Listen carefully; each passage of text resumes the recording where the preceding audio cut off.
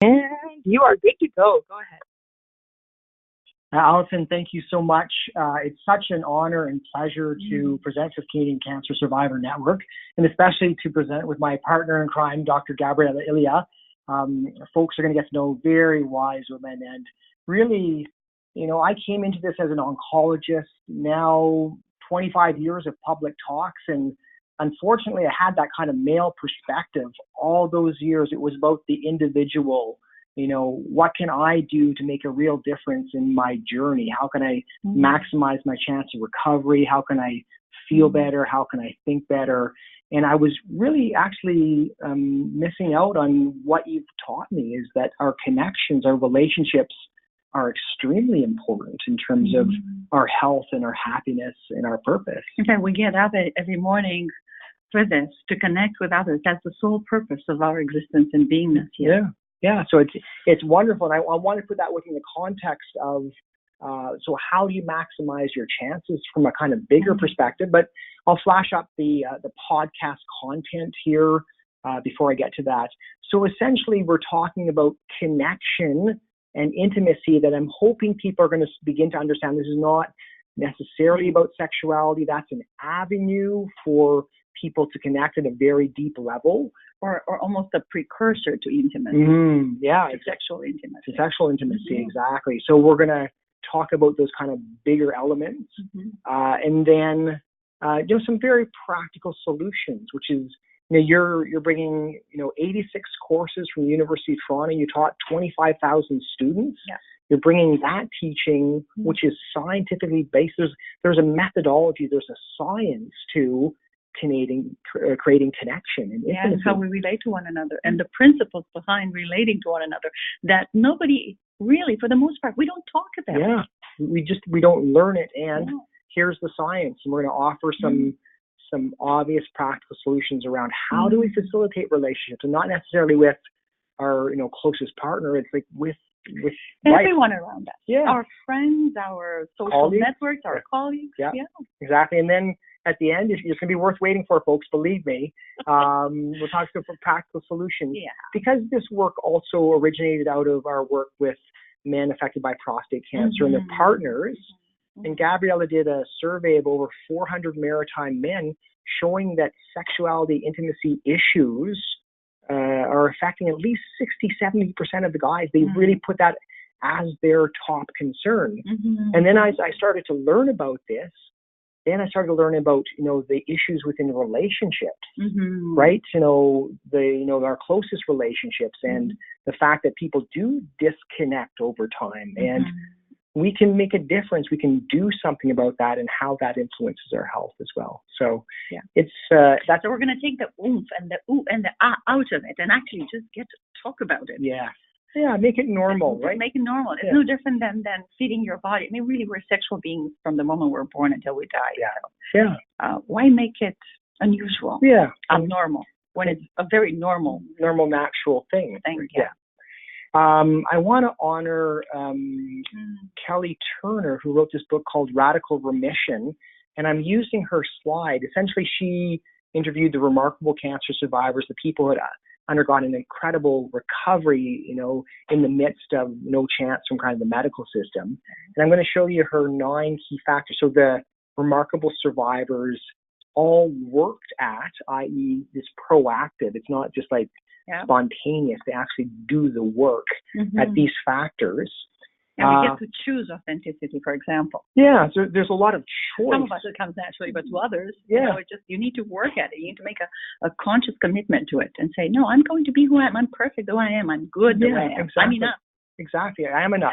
I don't have to be perfect. I can just be myself. Absolutely. The first step here.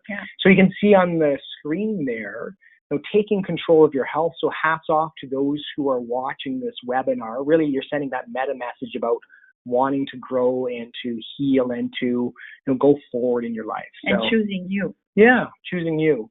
And the change in diet and herbs and supplements, I just think that actually falls under taking control of your health. Then there's the kind of the psychological stuff, releasing the suppressed emotions, doing the work around there, but also promoting positive emotions. Again, it's the choice element.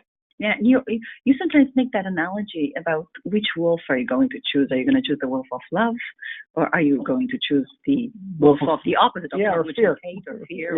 Yeah, exactly. So, and we can do things to facilitate our happiness. But I show you this entire slide for one thing, embracing social support. So the people that do remarkably well are willing and able and even perhaps work at inviting those supportive relationships within their lives. So maybe on this webinar tonight, we can talk about how we can work towards that. How do we do that? And I mean, I'm also, I think of it from a kind of scientific perspective. Like, why is that true? Yeah, why is it true that, you know, reaching out to others, being willing to be helped by others helps us heal, releases that healing capacity? And from my perspective, there's the kind of oxytocin that is released when we ask for help or give help.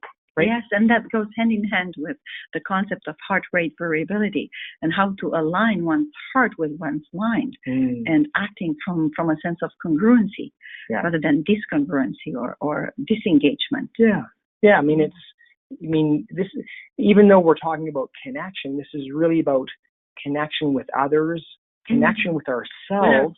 That's the most important relationship. What is your relationship to yourself? What is your relationship towards your life? Like, how do you interact with life? What if you were to choose yourself as the person and be with yourself and regard yourself and perceive yourself as if the person that you waited for an entire lifetime to meet? Imagine if you gave yourself that love. If you perceived yourself as that person. So it's a deeper psychological, spiritual work towards that.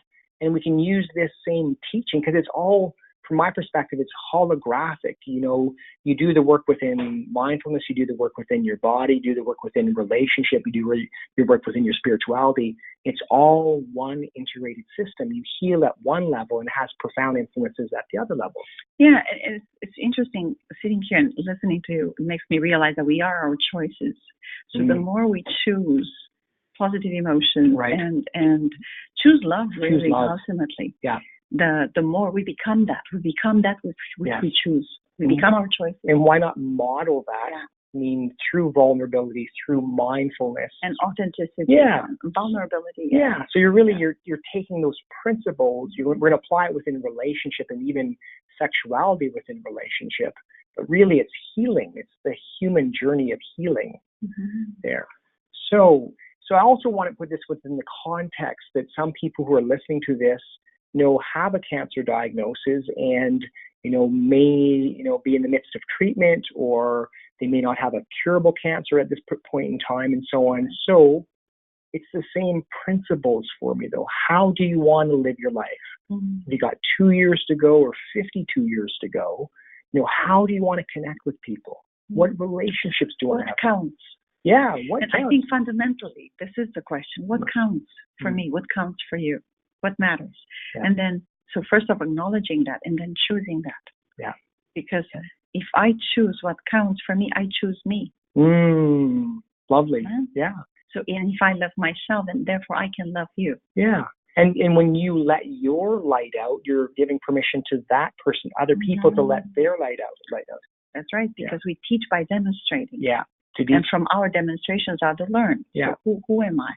And sometimes that teaching is to be vulnerable, right? To change the culture within the relationship to say, I am having a really tough day today. And I just need you to listen to me. And I'm going to tell you how I'm feeling. I don't want you to correct me, but just to, to connect. And, we were talking about this last night of, we really miss out on those, those opportunities, or when it happens and you really have a heart-to-heart conversation, it's like, I finally come home. It feels so good just to have that, just a heart-to-heart feeling conversation. Also, it feels good to realize that we are not our emotions. So although I may be feeling frustration right now, I'm not my frustration. Frustration is happening to me. Or frustration is happening. Or it's happening, right? But I'm not that. And I'm not those emotions or those thoughts that are penetrating my mind. I'm much, much greater than that. And so are you. And that's in a sense the spiritual approach, but that also encompasses how we connect with other people. Yeah. So the first kind of teaching is this idea that when we talk about intimacy, it's not just having sex with another person. It's actually the intimacy of seeing another person's interest as one's own, not seeing separation, seeing that we are so much more alike and different, and celebrating it. So rather than looking for separation and differences, seeing and looking for what's common between us. Yeah. What unites us. What makes us one. So it's the relationship at the deepest heart level, sharing something that's personal. And a good quote that I like, and I mentioned it to you before in seminars we talk about it, is this idea that a sociologist once said, I'm not who I think I am. I'm not even who you think I am. I'm who I think you think I am. And so oftentimes we become that. We become who we think other people think of us to be. And then as life goes on, we're trying to get away from that, to break the habit of becoming that, being that. Because we realize just how weird it is, how unnatural it is to be limited by our own concept of what we think other people think we are. Right, yeah. So it taps into that greater sense of, let's connect at kind of the more authentic level. So it's been there we go. Now we're talking. Beautiful little slide here as well. Yeah. Okay, so a lovely Rumi once said, I come to you without me. Come to me without you. So what does that really say? And how is that related to mindfulness, right? On a daily basis, we're constantly consumed, and our attention goes and our energy goes in the direction where we think we need to maintain the sense of self that we think others have of us. So being a mother, being a father, being a family member, being the breadwinner, being a colleague, being having someone that owns a house and has to pay mortgage, having somebody that has kids and we have to put them through school, having someone that has pets and they have to be walked or, taken care of, being someone that has to check emails, right, and Facebook and social media. So we have a variety of places that we think define us because others think of us in terms of us meeting certain expectations with regards to the various things that we identify with, right? Yeah. So every time we place our attention in one of those things, our energy goes there. So imagine that you have just some limited capacity of energy, and that we're beginning to take away from this great capacity a little bit to go towards, say, your mortgage and your house affairs, your car, your email, your partner, your kids, your parents, your job. There's very little left at the end of the day to connect with, right? Another person, right? Because you're not there. I'm not there.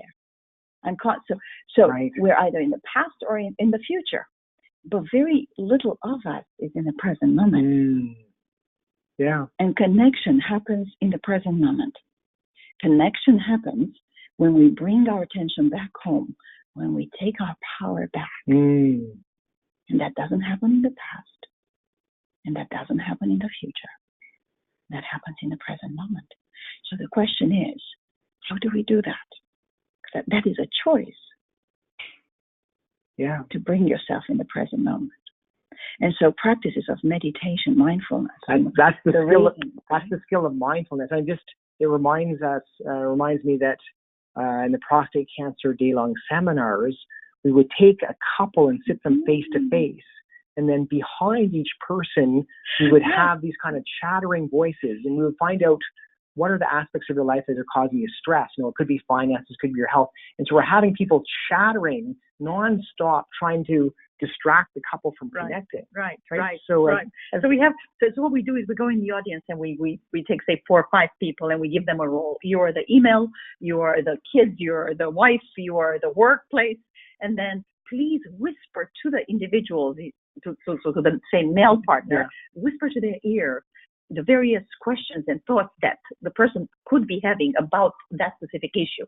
Checking your email, your boss being grumpy, or having said something unusual, your mortgage, coming up, and Christmas is coming, and you already spent so much money, and what are you going to do? And we ask the same, so people in the audience to go behind the wife, the partner, and then we encourage them, please connect. Have a wonderful moment of connection. and of course, it's just chaos, right? Which is the analogy of, can we let go of those balloons? I mean, they're going to be there for us when we need them. You're going to make your financial decisions or your job decisions in the right moment. But can you let go of that? Can you be in this moment? So why mindfulness and just kind of coming home to the here and now, putting your focus on that other person, the kind of connection in that moment, right? That's why we also do the raisin eating meditation. We ask people to eat a raisin very, very slowly and mindfully. And essentially, it's an analogy of tasting your life in the same way that you would slow down and really experience a raisin. And so can you taste your partner in the same way that you taste the raisin? How much flavor is in the raisin? Just as how much flavor is in the sweet present moment? Right. Time is very generous to those that can go in the present moment and stay there. Great. Yeah. And not flicker. I think to a large extent we're afraid of sitting in silence. Yeah. Just standing still. You don't have to force things. And just saying, okay, let's see what's coming. Maybe a kiss. Maybe a kiss on the cheek, or maybe a nibble on the ear. Many research studies have been conducted with couples because social psychologists have been curious as to what makes some relationships last a very long time and others very little time. Well, what's the variation? How can we explain this? And they notice when they put couples together in a cottage for a week or two, and they observe their behavior, and then years later they follow them up to see if they're still together and how the relationship is going. They notice that it wasn't the big intense, love making that ensure that you're going to be with a partner a long time. It was the little things. Oh, honey, look, there's a bird there. Oh my goodness, look at, did you see that? Yeah. It was and the partner actually coming and looking and saying, oh, that's precious. It's just showing a little interest. There's attention. You're passing by the kitchen and your partner is there and rubbing them on the back and saying, are you okay? How are you feeling? Right. And when I receive that hug or that kind of brush by, like, oh, thank you. That feels good. That feels good. Right. For me, it's the muscle, because we have these interactions and the chattering mind is going, and then you can recognize I'm thinking about something else, not paying attention to my partner. So it's the muscle of coming back. This is practice. You get better at it as you practice and recognize you can just be fully present without trying to change anything. It's very therapeutic and it's very connected within the relationship. And that's what social psychologists have found. That couples that, he's passing by and he's giving her a kiss on the cheek, and although her mind was racing. So it's not about being perfect. It's like with meditation. Agreed. Right? What happens when you sit down and you meditate? Your mind, even after 20 years, your mind goes various places. Yeah. But the moment that you bring it back to center, now that's where the sweet present moment is. Right. You're able to you were thinking of your boss, you were thinking of what your son or daughter might have said. But the moment you get the kiss, you say, I'm present, I'm here. Yeah. I like that. I like that. Communicate that one. Yeah. So run that by me again. Yeah. So I mean, and the analogy to that is we don't have to change ourselves, right? Not at all. Bring ourselves back home to the truth and the authentic self. The authentic self is extremely sexy, just as it is. It really is just, it's the wonder of just being in the present moment that taps us into that. I'm trying to remember another quote that speaks to this. It's also Rumi, that I think said something along the lines, I'm not this hair, I'm not this skin, I'm the spirit that lives within. Right. So then how can you not be at ease and comfortable and happy in that skin? Because really you are not those appearances. You're much greater than that. Bien dans sa peau. feels, full within one's own skin, right? Yeah. And I mean, as we slow down and recognize that, then we can see the transcendent, we can see the spirit in that next person. We're beginning to see a bigger picture. And there's fullness, there's no lack there. Yes. Because if you see me as a spirit that lives within, as that greater being that is having those seeming experiences, and if I see you as that, if I meet you on that ground, there is no lack, there is no scarcity. Yeah. There's utter perfection. I'm happy to meet you. Yeah, exactly. I mean, I still have my personality, my foibles, and my weaknesses, and all that stuff. But you can see me. You're actually giving me permission to bring my spirit out, just by that kind of non-judgmental wondering. And then we also become humorous. We're funny people. Actually, our behavior is very funny. It's comical. It's true. Now I'm trying to be mindful. Do you want a glass of water? Got to model it. Now, this is such a beautiful photo. Yeah. This is us. Do you want to Uncensored. Yeah. Oh, yes. See what we see. Yeah. There you go. Well, I see somebody that's completely relaxed, comfortable in their own skin. Yeah. Right. Is she not worrying about what anybody else thinks? Completely comfortable. Is she trying to show off? Is she trying to put on a persona? Is she trying to do anything different? No. This is us. Right. This is us at our core. At our core. Life is hard enough. Why do we have to bring such high expectations about it? Right. Why just allow oneself to be? Yeah. So intimacy and connection. And this is, we're trying to prime. So as you bring yourself home through mindfulness, through presence, it's an invitation for the other. And so what we're basically asking is, to what degree are you willing to just be yourself, to be self-intimate, to allow yourself to be just as you are without the kind of judgment and kind of the mask that we often wear. Yeah. So that's the question around that slide. What is your level of connection? Now, this is back. We're saying the same thing, essentially, that mindfulness, authenticity, and what I really love is that there's what I call the default state, which is when you let go of the chattering mind, when you let go of the expectations, when you let go of the judgments of oneself and others, you have a natural compassion. We're so wired to love others, to care for others, to want others to be happy. That is the default state. And it makes me think of, I believe I gave you an example. It was yesterday, or I believe it was yesterday. I was at work and I was preoccupied. We're running a study and we need 30 participants. We need 30 men with a future of prostate cancer diagnosis and was consumed. So my mind was, how am I going to recruit those men in a relatively short period of time over Christmas and then New Year? People are busy. And I'm in the elevator. And this lovely woman, a nurse, that was working on one of the floors, I have no idea where, so I started talking to her and saying, I'm really having a difficult time. I have to figure out this. I have to figure out where to find the patients.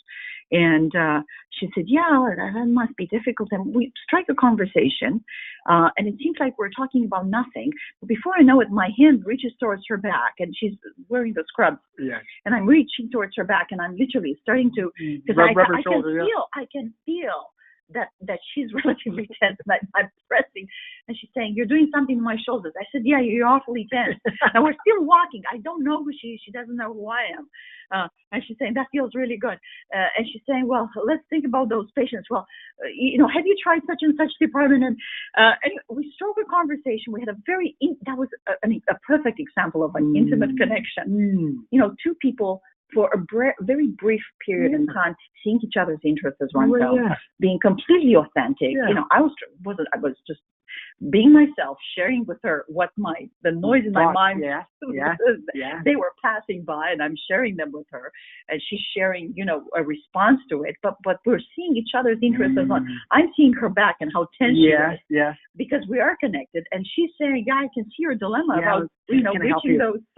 Exactly. So a perfect example of authenticity and how that can lead into a connection between two people, two strangers, and that, go ahead, who for a moment saw each other's interests as oneself. Yeah, that's, to me, I just think life is so simple in some sense, is that we connect with other people, and no matter what that other person does within this world, whether the gentleman that collect my garbage, or the CEO of the hospital. It doesn't matter. Can I show kindness to that person? Can I can I do some little thing, right, that can kind of bring their day, make their day a little bit better? And no matter where you are in the cancer journey, you also have that opportunity of the next person who walks in the door. And there's just it's a karmic law that as you give love, the love comes back. Because actually, it's only one system. It's only one love from a spiritual perspective. Another thought that dawns upon me is that it's so much more easier to connect with another human being when they're present. If you're present, and if your attention is not going anywhere except is here in this exchange, whatever the exchange may be, whether it's recruiting patients for a study or whether it doesn't matter. It's so much more easy to want to engage the other and have an intimate exchange, be it an exchange of thoughts, of feelings, of an activity. All those intimacies. Right. That's right, that we're going to be talking about.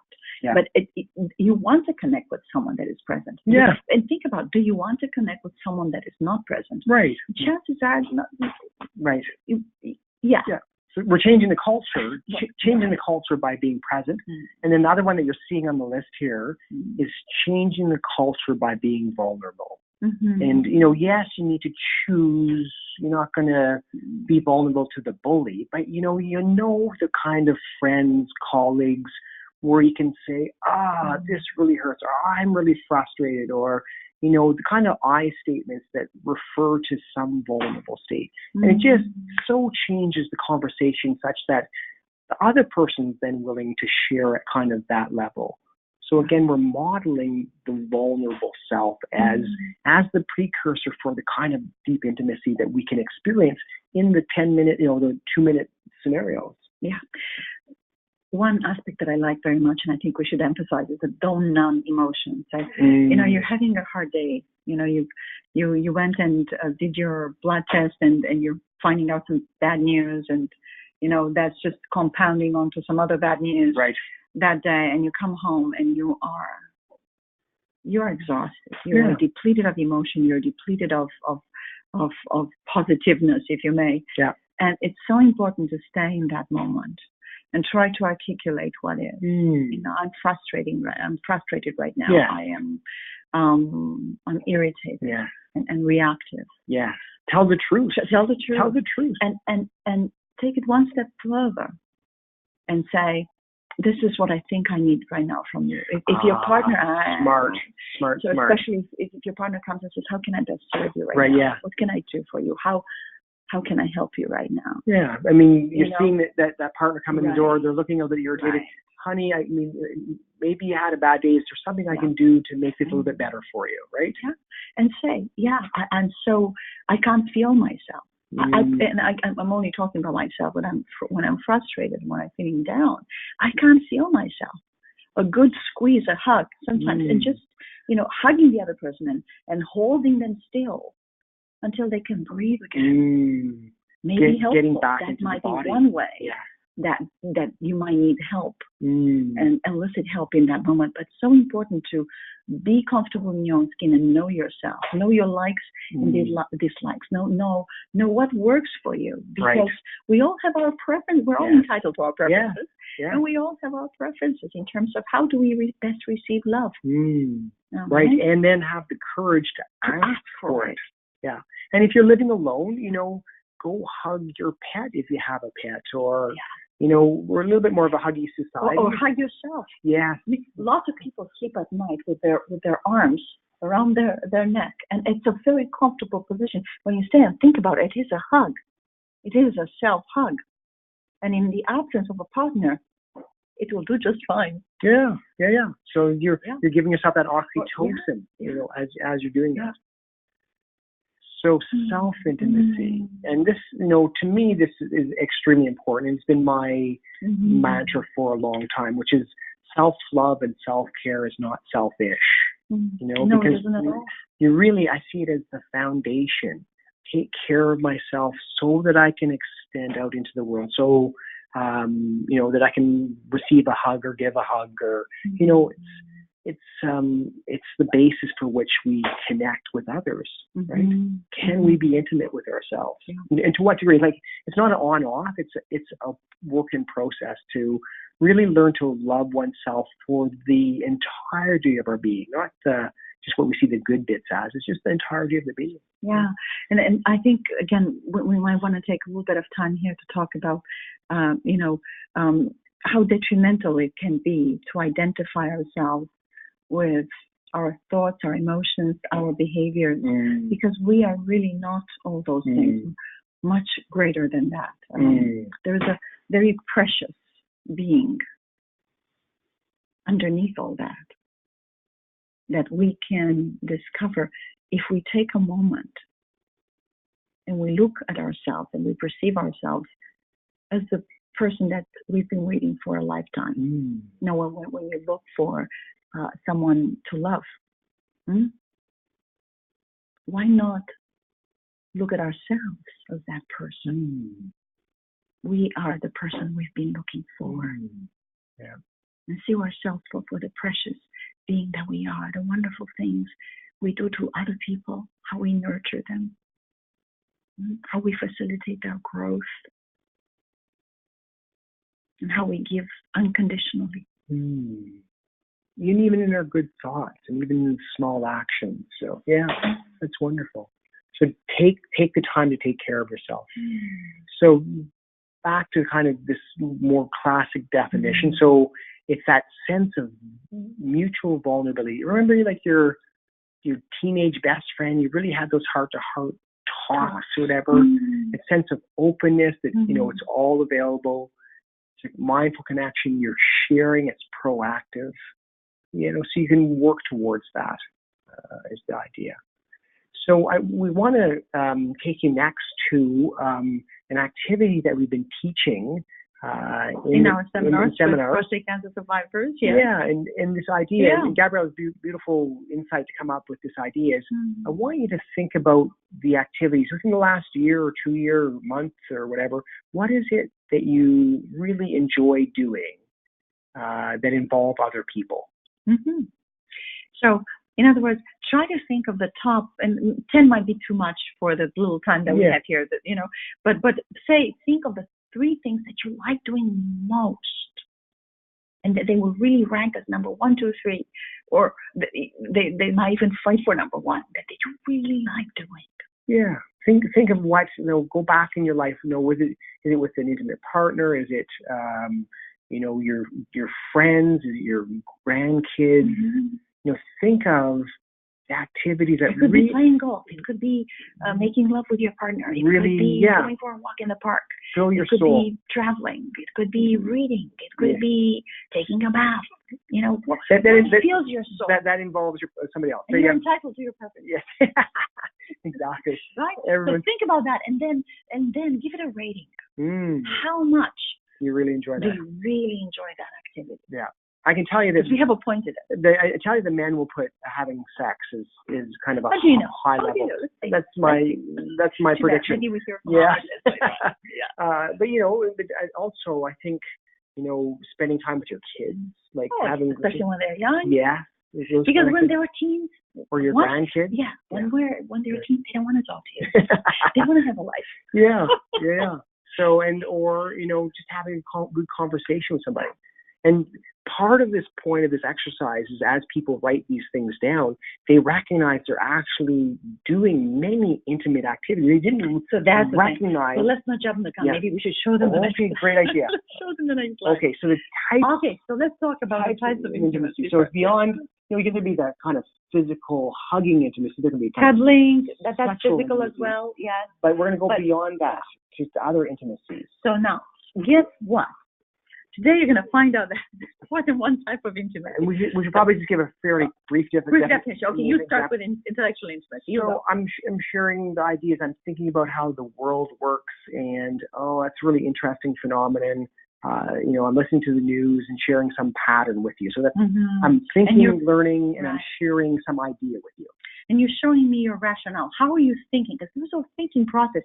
We all have our suave way of making sense of the world. And intellectual intimacy is about that. Let me tell you how I'm making sense of it. Let me tell you what my rationale is. Right? So that's intellectual intimacy. Yeah, and we don't have to agree, but at least I'm sharing what it is. Right. At least I know how you're thinking.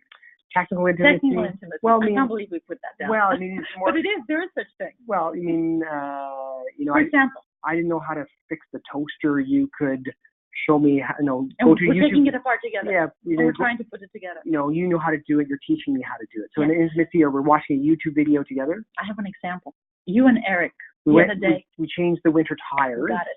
So he was teaching me how, different material works. So, and I'm, I'm like good at washing dishes and nothing else. So, writing intimacy. Writing intimacy. The whole process of writing is about putting on paper how you think, how you feel about the world, how you make sense, how you relate. It's like a breathing process, and being able to share that process with someone. It's intimacy. Intimacy is there as well.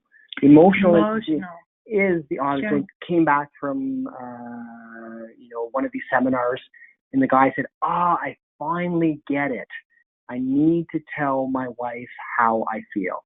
It seems so silly when I kind of say it right now, but he then recognized, wow, the times when I really actually was vulnerable and said, I'm having a tough day, or this was exciting, or this was sad. That was the times when his wife really perked up and they're really able to connect. So that's the emotional intimacy. Emotional intimacy, sharing each other's feelings. Yeah. Oops. Sorry about that. Aesthetic intimacy, going to an art gallery and sharing that process of decoding art, decoding the communication through the cues of pastels and color, art intimacy, so music intimacy, sharing music with music, or walking in a garden and admiring an incredible beauty. What you're doing is you're sharing what you find beautiful with your partner. Poetry intimacy. Right. Share your poems. Yeah. Recreational. This is big. Playing golf, playing tennis. Going to watch movies together. Absolutely. Playing cards. Yeah. Bridge. Doing those activities. Lots of different stuff. Financial intimacy. So this is sharing. Yeah. So essentially, the family finances that we're going to share with each other, right? Yeah. As opposed to how we're going to make with the money that we have. How are we going to make do? One person's going to not be the paid first. Yeah. So it's kind of a conversation. I'm going to the financial counselor. Spiritual intimacy. Right? So you're sharing your perspective from the kind of transcendent view of the world. Sharing your journey with the other. Yeah. How do we make sense of our journey here? Who is the me living in the world? Yeah. And who is the me living in the world for you? Yeah. And how do we perceive this journey of ours through life? Where do you find meaning? Where do you find purpose? And sharing and finding a common ground. Yeah. Where you both feel you can grow and you again, you don't see each other's interests apart. Because that's the key about intimacy, about all those various types of intimacies. It's the ability, the capacity, the choice of seeing each other's interests as one's own. Not seeing each other as a part, as separate. Right, yeah. But being interested, wanting the person. I'm worried that with the whisper, it's not going to translate as well. So how about this? This is actually fantastic. Because we're talking on a phone, and then we're talking to a screen. Yeah. Can we see it? Yes. So unconditional intimacy. Unconditional intimacy. The idea is, so I'm with my partner, and then my partner gets a stroke. Do I still love my partner? And with my partner gets dementia. Do I still love my partner? Yeah. My partner has a severe heart attack and is bedbound for the rest of his life. Do I still love my partner? Yes. Right. So it doesn't matter in some sense. It's unconditional. I'm connected at such a deep level that this outward circumstances doesn't change the deeper inward connection. Well said, Rob. It makes me, again, it reminds me of a poem that I once read that said, giving conditionally to the love I receive, rather. So what we want to do is not do that, but giving unconditionally to the love we receive. Yeah. Sexual intimacy, we'll talk about. Yeah. Creative intimacy. Coming up with solutions and brainstorming together. Right. But again, while not seeing each other's interests as a part. Yeah. From one nature intimacy. So there's lots of intimacies, right? Yeah, the wonder of nature, for instance. So now back to the exercise. Exercise. So we asked you a moment ago to think of the 3 activities that you love to do most. 3 or 5 or 10. 3 or 5 or 10. Yeah. Right? So now that you know the various kind of intimacies that there are out there, think back to the 3 or 4 or 5 things that you came up with and think for a moment, what type of intimacy are you engaging in when you perform that activity? Right. So what we do in workshops, actually, we take our time and we ask people to come up with quite a few examples, 10 of them. Yeah. And then we ask them to write out the various types of intimacy that are associated with a given activity. And there's such an epiphany, such a sense of realization and appreciation for the very many types of intimacy that we engage in. That they're doing already. Yeah. And then there's this other realization on top of it, that we actually wake up every morning with a desire and the want and the need to connect with the others. Yeah. And we look for things that we enjoy doing because we have intimacy profiles, if you may. Sure. We have intimacy profiles. We all love to connect with others in our own way. And some ways are more preferred than others. Right. That's fine. Yeah. But that realization is so important because it happens at times that when somebody brings up the subject of intimacy and connection, most of our minds, negativity bias. We think at the times when we don't have it. So we think, I don't have much of that. Right, yeah. I don't have much intimacy in my life. No, I don't. Really? Until you go through this exercise. But then also the flip of this is, maybe I want to fill out some intimacies in my life a bit more. That's it. And so in the second part of the exercise, we actually ask participants to make a list of the intimacy types that they would like to experience more of, but they haven't had an opportunity to do so. And then we start brainstorming with them. Well, what sort of showstoppers do you have that prevent you from having those experiences? If you changed your mind about it, would your experience change? Would you be more open to situations that could be precursors to the type of intimacy that you're lacking in your life? Right. And I guess the other thing I would say is, how do you want to choose to spend your precious energy? And your time. Right. Yeah, and you might say, well, geez, binging on Netflix actually doesn't make me feel very good. Maybe I need to spend a bit more time, phoning that distant friend or phoning my grandkids, or maybe I want to balance this out a bit so that it's more fulfilling. So we become conscious of, what fills our cup, what fills our soul. Yeah. Well, you know what? I just had a thought when you were mentioning Netflix, and I know that lots of people choose to be alone sometimes and watch binge watching. And there may be something to that, because through mirror neurons, if we see something that we find to be pleasurable, right? Yes. Being a romance or a movie where there's a lot of intellectual intimacy sharing, or people connect in various types of intimacy that are part of our profile. So according to neuropsychologists, mirror neurons, if I see someone that is having pleasure engaging in the type of intimacy that is in my profile, I will feel that same experience. That's why the porn industry is a $1 billion industry, because people are watching other people having pleasure, experiencing pleasure. So mirror neurons respond such that they're having pleasure watching them feel good. Yeah. Right? So the same thing with Netflix binging, for example. And there is some for certain science to I need to be mindful, right? It's just decide, okay, so that did feel good. I mean, that the romance film felt good, but that scary film just didn't fill my cup. So we want to be smart about this. The choices that we make. In how some we sense. spend our time. Yeah. That's so right. Yeah. What you said, isn't it? Yeah. So it's a practical thing, but there are other types of intimacy, and you're already connecting. You do it naturally, I think, is the big picture. Okay. So now we're going to talk about trying to facilitate the kind of healthy connection, healthy relationship, realizing that some people are not going to be in a kind of more partnering relationship right now. But really, these principles are applicable for a potential, long-term partner that you might meet. And also we use those same type of principles in our kind of daily lives. So just to recognize that people may not be in a relationship right now. So we want to just give you some very practical ideas about what's healthy, what's healing within relationship. And this is, it's so obvious and yet very, very powerful. Very powerful. And we don't necessarily use it. So it's essentially extended cuddle time. Yeah. Cuddling with your partner, so important. Releases oxytocin. You can do it in the morning. You can do it at night. You can do it both in the morning and at night. Which we do. Yeah. Which we do.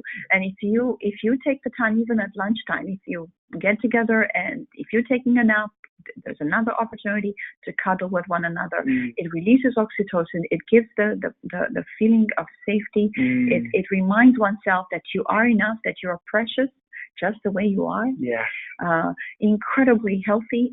There are so many studies there showing the importance of touch, how it is an anti-aging device. Listen, from the moment we are born, we love to be touched. What happens to the baby if you don't touch the baby? The baby dies. Yeah.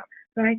So that connection and touch and feeling of touch, it's just as important as we age. Even more so.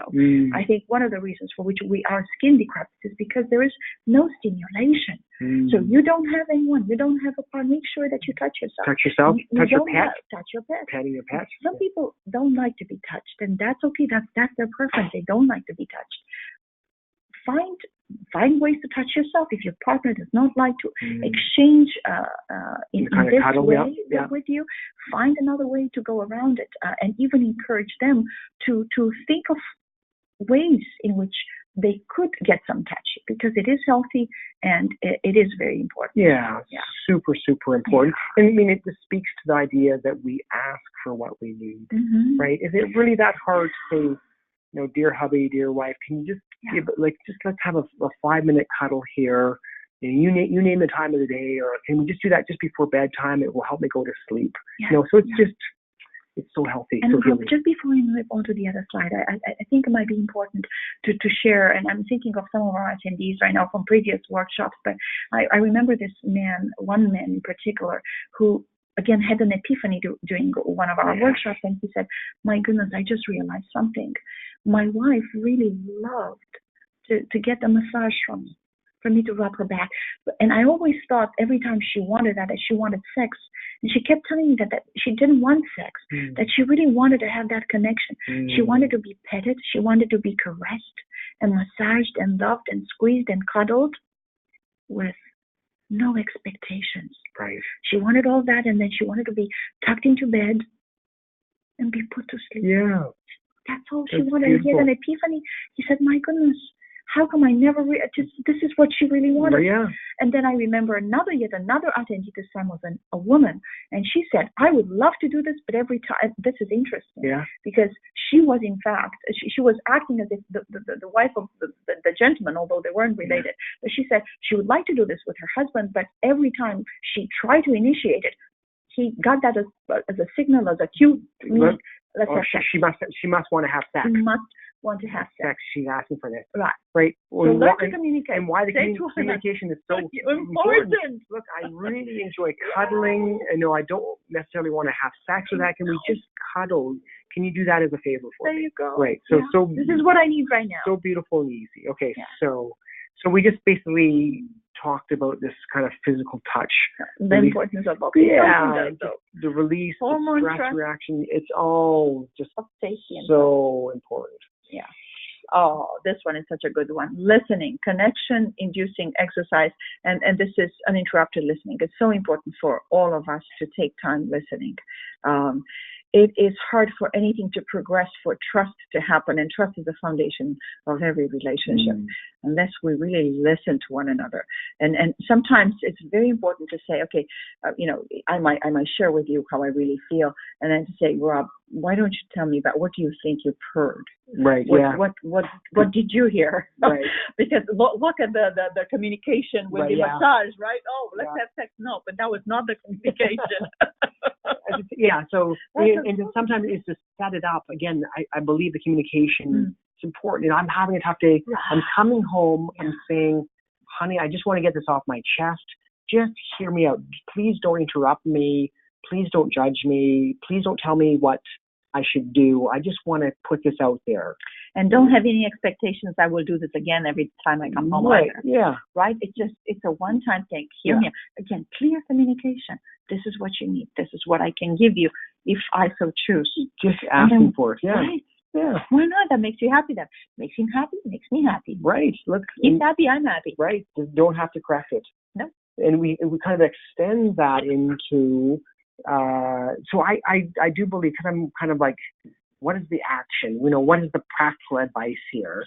And so that way I like to kind of have the ritual or the practice. And the practice could be, okay, so the first Sunday of every month at like 7 p.m. at night, we're going to have about a 30-minute talk, just a kind of connection talk. And we're going to ask those kind of tougher relationship questions. Like, is there anything I can do to serve you best? Yeah. Could I have done anything better this week that might have promoted, better communication and exchange between us? How can I make the lovely questions? Your interest is my own interest. How can I make you feel more loved in the coming days? Right? Is there anything on your mind that we need to talk about? So, and you can even kind of set the parameters, say each person gets to talk uninterrupted, those type of things. So, and then there's the kind of extension of that one. Sorry, there's another slide that's here. So it's called decluttering our relationship. Yeah, those are great questions to ask, and those are just a few examples. How can I better support you in your life at the moment? What can I do? How is there some kind of physical touch I can engage in more? Is there some kind of can I create a context in our living room, in our kitchen, in our bedroom, that may facilitate better communication between you and I? Do you have any preferences that perhaps I'm not as sensitive as I could be? I would like to be sensitive. What would you like to explore? Is there something you would like to explore? When do you find speaking difficult? At times do you find it difficult to communicate with me, to express yourself? Is there anything I can do? Yeah, so it's really that feeling like I'm really interested in what's on your mind. Yeah. Please talk to me about what we haven't talked about, or it's just like I'm interested in you. I want you to be happy. Let's kind of figure this out together. So it's that kind of feeling like the kind of seeing other person's interest as well. Yeah. So then I'm going to go back to this is a fun exercise.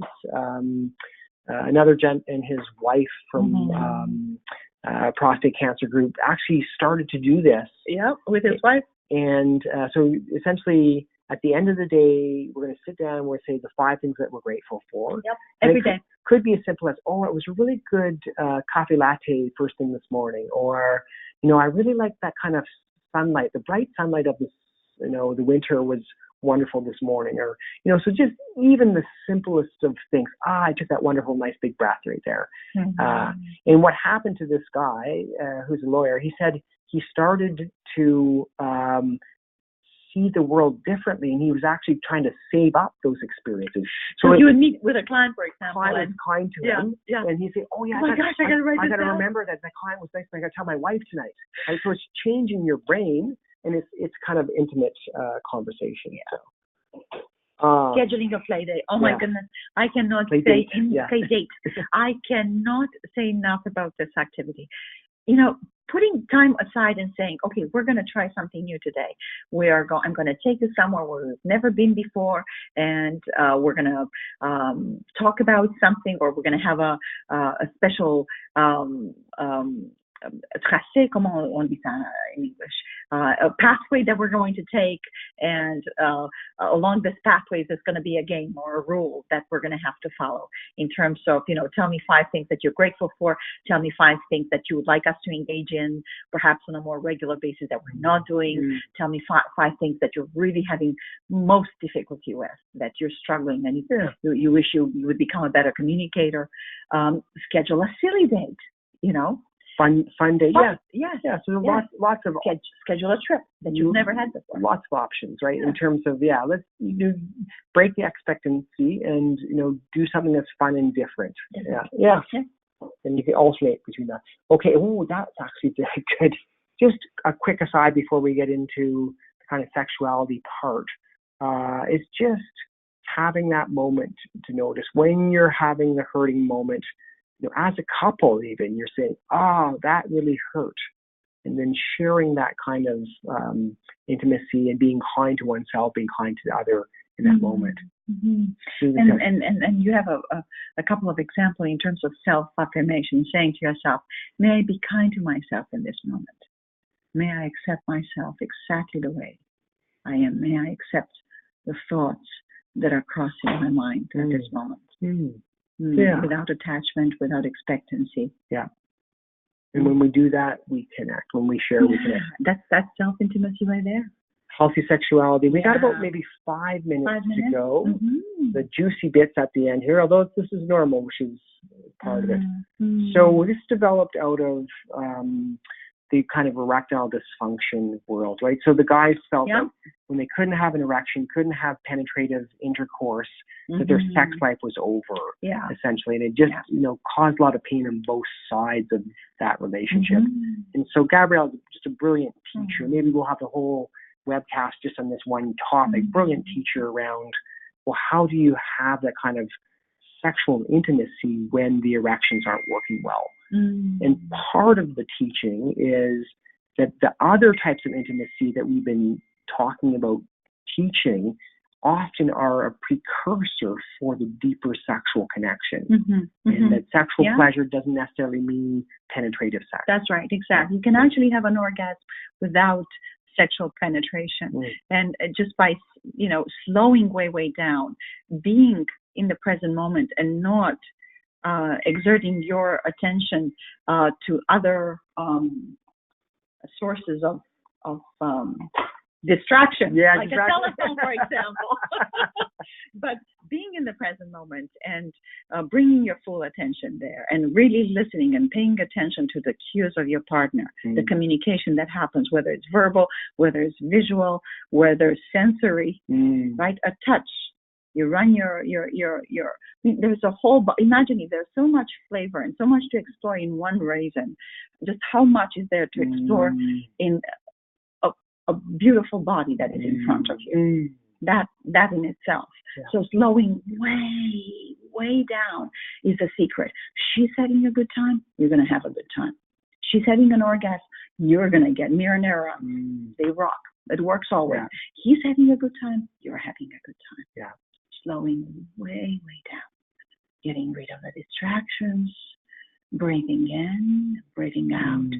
Every touch, every connection, every time there's communication, take that in and stay with that for a while, rather than rushing from one thing to the next. This is one of the hardest things actually to do in a webinar, because we have to kind of rush. We have an hour.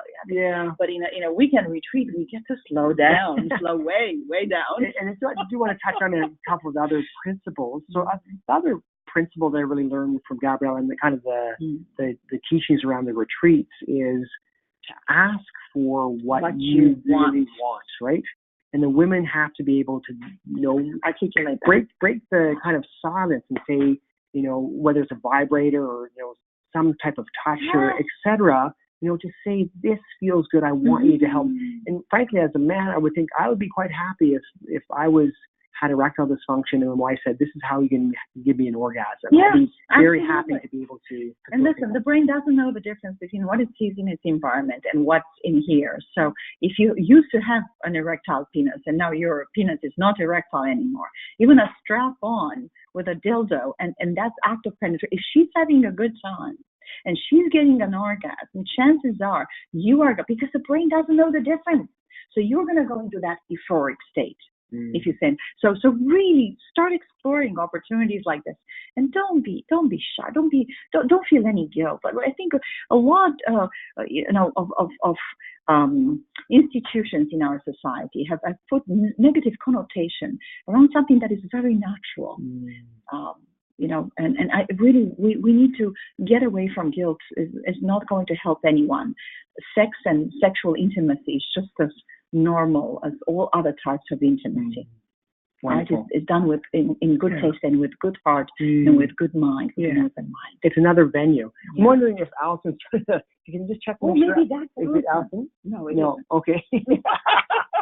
Allison, you can interrupt if you want us to shorten at this point, but we'll just kind of connect through this. So we're talking about mindfulness. And it's like being present.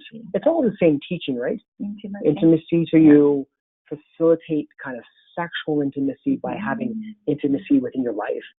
My impression is that when women have that kind of good emotional intimacy, then they're much more interested in having like a more sexual intimacy. Yeah. You know, I just remembered something. You know, one of the most common exercises in couples therapy when two people haven't been able to connect sexually for a long time, you know what it is? Is actually asking people when they go home after the session to perhaps be dressed in clothing that is more intimate and not to talk. Yeah, how powerful that is. Yeah, get the mind out of the way, but also see each other's vulnerability. That really elicits tears in people's eyes because there's such preciousness and beauty in us, and to be able to see that for what it is, and get the noise out of the way, get the words out of the way. You know, words can be filled with connotations. We use them so often in wrong ways that perhaps they would have been intended, and they get in the way. So getting the words out of the way. It's wonderful. I'm wondering, it's feeling like we might come to the end of this seminar because we've kind of talked about the major principles around this. We talked about mindfulness and slowing way down. Yeah. Bring the attention now to the here and now and letting go of the tendency to escape. And that's such a good point.